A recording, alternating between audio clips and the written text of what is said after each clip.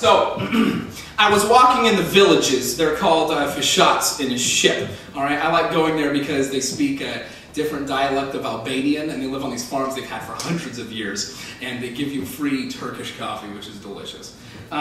So, anyway, I put on my backpack, and I filled it with weight, you know, pretending to be Jason Bourne, training for some intense mission in Albania. That, and when I meet them, you know, the village people, they're all villagey, and I shake their hands, and I think, wow, guys, I look like a Peace Corps volunteer on the picture from the pamphlet. That's cool. So I'm high in the mountains, all right, and I'm walking around, and I see this one village woman, right, and she's bent, you know, she's old. Impossibly old in a way which only dictators make people old, and she's wearing this black dress and this white headscarf, so I wave to her, because it's polite, and she waves to me. Oh, and I can feel it.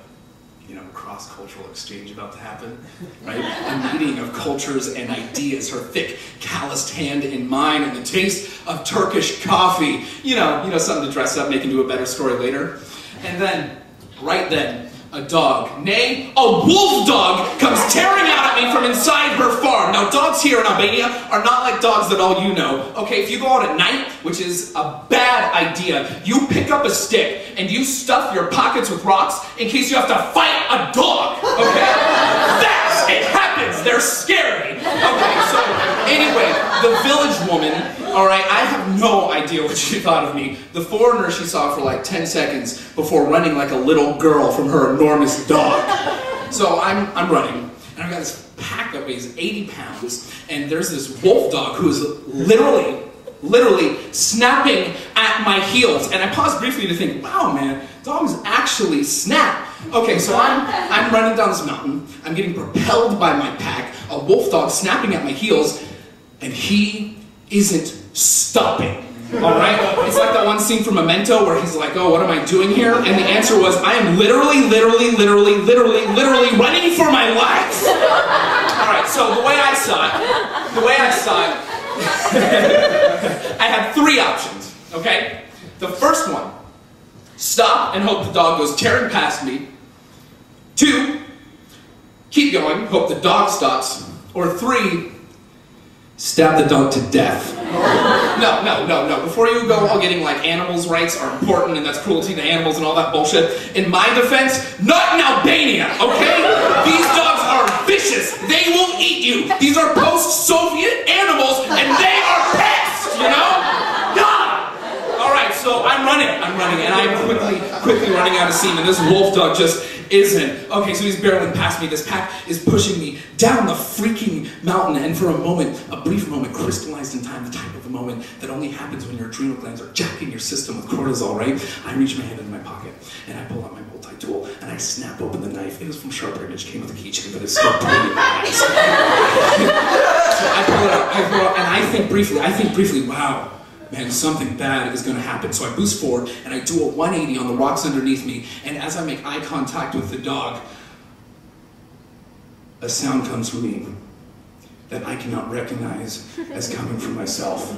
I have this knife clenched in my fist, staring at the dog, and I roared. Seriously, it was like the Neanderthal side of my brain clicked open for a second. It was like every single curse word I've ever known came out all at once. And as I met eyes with the dog, and if my thoughts could be words, they would be, I kill you now. And this all happened in seconds or minutes or hours. Animal, man, roaring. And just then, I realized that though I had stopped, my 80-pound pack and gravity had different ideas.